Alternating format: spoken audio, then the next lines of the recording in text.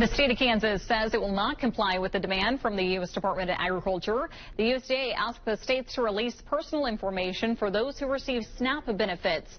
In a letter to the USDA, Kansas DCF says complying with the USDA would threaten sensitive personal information for thousands of Kansans.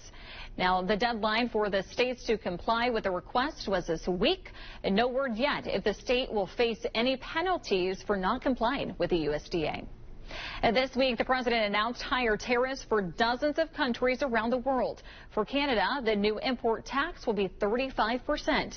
Ed O'Keefe looks at the impact along the border. Resurgence Brewing Company in Buffalo, New York sits just 4 miles from the U.S.-Canada border. And owner Jeff Ware has long relied on Canadians crossing over to quench their thirst. But an anti-American boycott north of the border, sparked by the ongoing trade war, means business is drying up. Probably 15 to 25% down year over year based on the lack of Canadian traffic. Which is a huge hit, especially this time of year. Huge.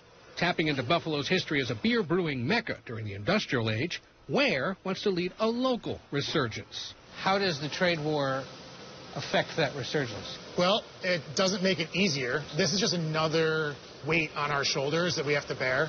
About an hour away, so this one was born about 30 minutes ago. Jack Clapper is a seventh-generation farmer with more than 5,000 cows, pumping out 13,000 gallons of milk a day. Definitely have seen some rising costs. As he tries to expand, Clapper's dealing with rising costs of Canadian lumber and steel, slapped with higher tariffs.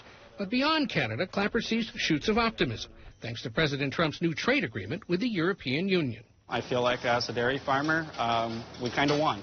EU products are now being slapped with a 15% tariff fee coming into the United States. Now he wants Trump to do more.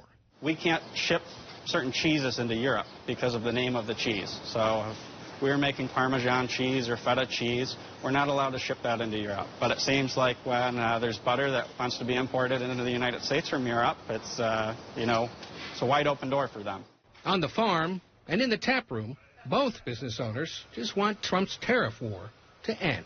Let's come up with a good plan that might take a while to implement, but everybody knows the plan.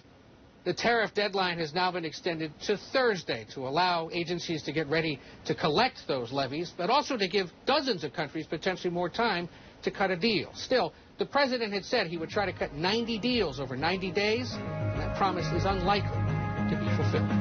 Ed O'Keefe, CBS News, the White House.